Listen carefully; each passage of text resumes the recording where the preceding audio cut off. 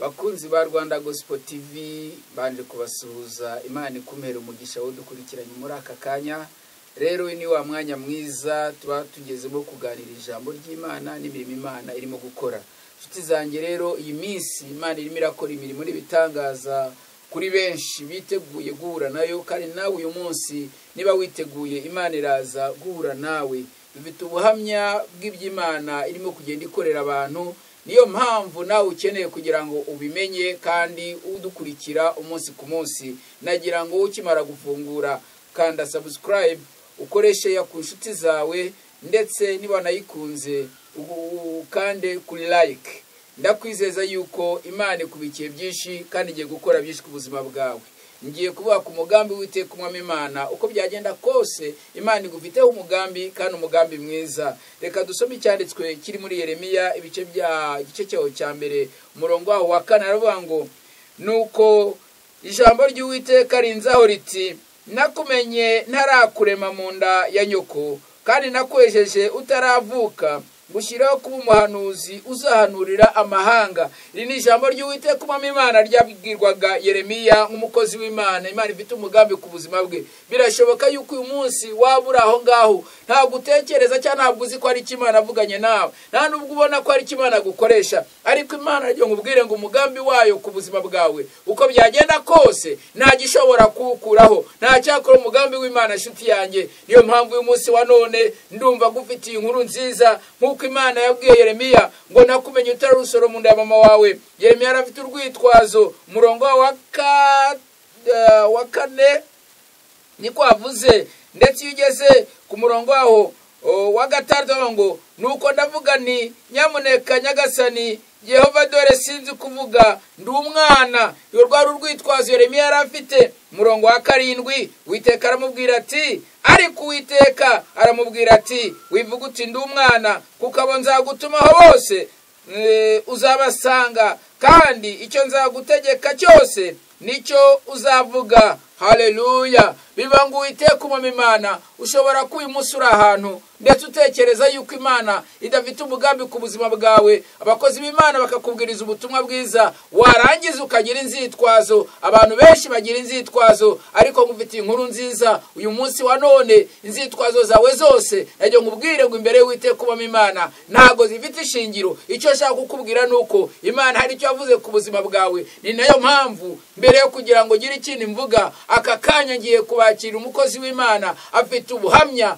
ubw'iby'Imana yamukoreye. Reka nkubwire nshuti yanjye, aho ngaho araza kuraba mumwumva. Aho namusanze nari maze iminsi musengera, nari maze iminsi mubwiriza ubutumwa bwiza, nari maze iminsi mubwira ko Imana yahindura amateka ye, ariko ntabyumve. Imana yongera kumutwara mu mwanya wo kumugerageza nawe, kugira ngo yumve icyo ijambo ry'Imana rimubwira ko ari ukuri, kuko nawe ntago yiyumvagamo yuko ari umugambi Imana ifite ku buzima bwe. Reka nkubwire nshuti yanjye, mukurikira kubwire uburyo yabonye Imana, ayibona ari mu kabari, yabonye Imana ayibona ari hagati y'amacupa ya za byeri na za pirimusi, ariko Imana irangira hamusanga, kuko hari abinginzi barimo kumusengera. Uyu munsi ni umukozi w'Imana. Reka nawe tumwumve muri aka kanya, wumva ubuhamya bwe n'ibyo Imana yamukoreye, naho Imana imugejeje. Uyu munsi ni umuhanuzi nawe urimo guhanurira amahanga. Imana ikumera umugisha ukurikirana ubutumwa bwiza.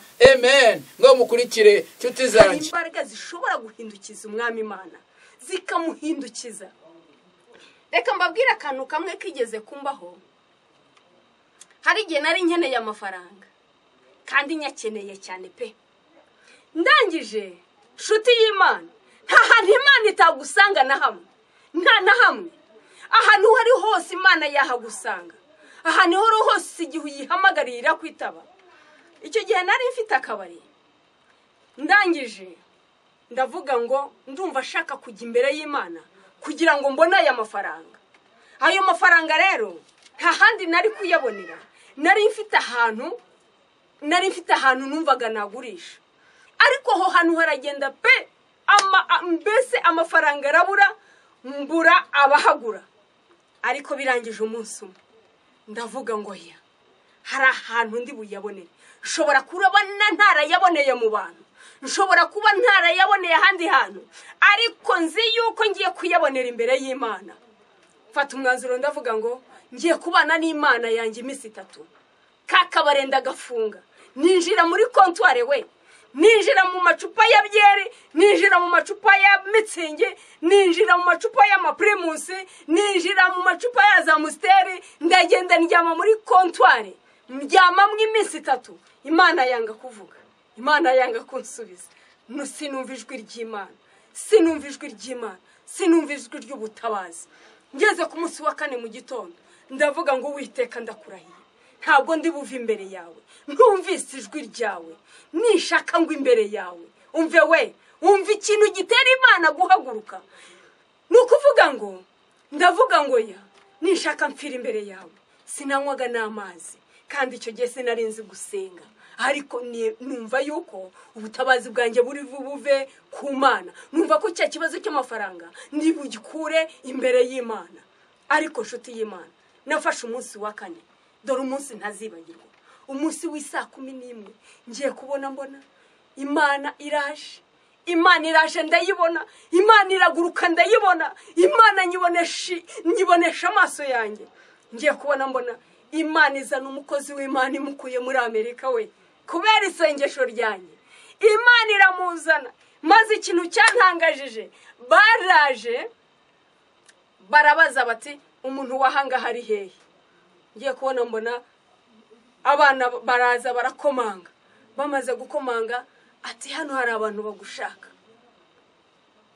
numva sinshaka gusohoka ariko umutima urambwira atari ko wabarebye ndangije ndasohoka mbabonye bambwira icyo bashaka atese ufite ahantu ugurisha ntindahafite atese wahatwereka ntinahabereka ubwo simbasha guhagarara ndangije ndagenda ikintu nafashe niki nafashe agacupa kanire mwahutuzi kugira ngo mbashe kubona imbaraga ndiho ndababwira imbaraga simbizi imbaraga zikora imirimo n'ibitangaza maze ikintu cyantangajije nuko twagiye tuhageze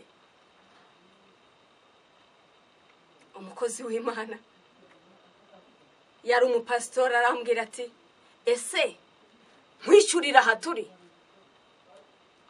umva imbaraga z'Imana umva imbaraga z'Imana iyo igitangaza kikuguyeho uhinduka nk'umusazi ukabura uburyo wabigenza numva ndamubwira none se waje witeguye ati yego naje niteguye ati kandi ubu ndiho ndagenda oh haleluya muvuge ngo amina ndiho ndababwira imbaraga zo gusenga inshuti y'Imana nitwumve ibyo Imana yakoreye Esteri n'abayuda nawe uyu munsi turimo kuvuga Imana igenda ikorera abantu imirimo n'ibitangaza birangije ndavuga nese ubu mujyane muri kakabare nkumva amaso y'abajura arimo kundeba ndimo kubara ayo mafaranga ndangije ndamubwira nti reka tugende mu rugo amafaranga arayabara amafaranga arayabara nta no kwandikirana nta no kugira umve reka nkubwire ubwo n'ubuhamya nzagenda mbaha ikindi gihe bw'uwo mupastor ariko ndiho ndakubwira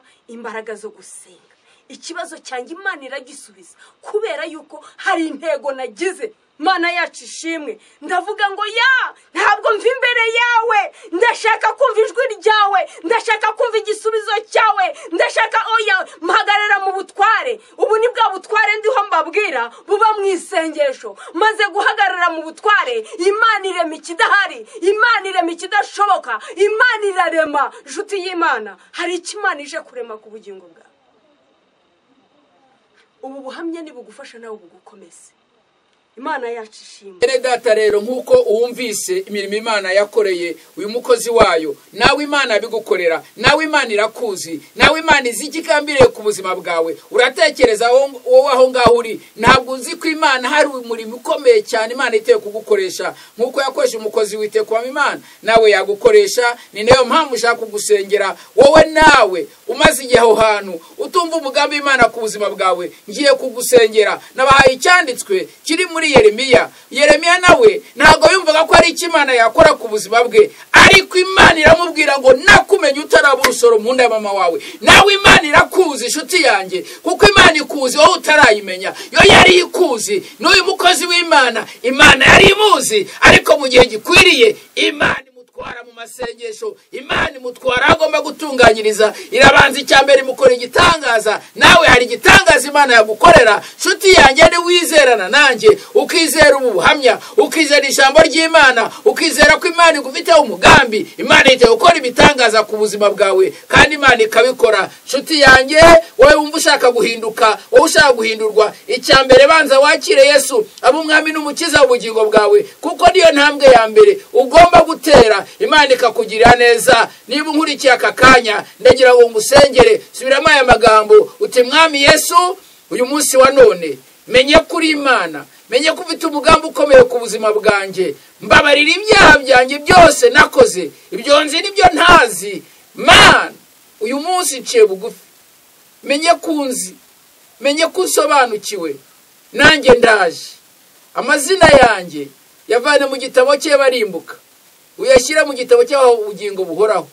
Ndakugarukiye guhera umunsi wa none. Niba usubiyemo aya magambo, Uwiteka Umwami Imana aje gukora imirimo ikomeye ku buzima bwawe. Reka dusenge. Mana ya Aburahamu na Isaka na Yakobo, niwe Mana ikomeye, niwe Mana ihindura ibihe n'amateka. Mana, nk'uko uhindura umukozi wawe ukamuhindura ibihe yari mu marira n'agahinda, yari afite ibibazo byinshi cyane, ariko umunsi wa none nawe arahagarara agashima izina ryawe, akavuga ubuhamya n'imirimo n'ibitangaza ukora. Nanjye ndamusengeye Mwami, umukomeze umuzamure mu mavuta, mu mbaraga z'Umwuka Wera, ukomeze umukoreshe, ndetse n'unkurikiye aka kanya mu izina rya Yesu Nyiringabo Imana. Nk'uko Yeremiya wamuhagurukije uyu munsi wa none, isi yose abivuga ubutumwa bwiza, ndetse n'abizera bose bakamenya uko umugambi mwiza ufite kuri Yeremiya, kandi wakoreye kuri Yeremiya tukaba tumwigiraho. Mwami, ndamusenze kugira ngo uyu munsi wa none uyu mukozi wawe umurengere, umutabare, umuhindure, umuhagurutse, kandi guhera umunsi wa none uhindura amateka ye mu izina rya Yesu. Ahari urupfu hahinduka ubuzima,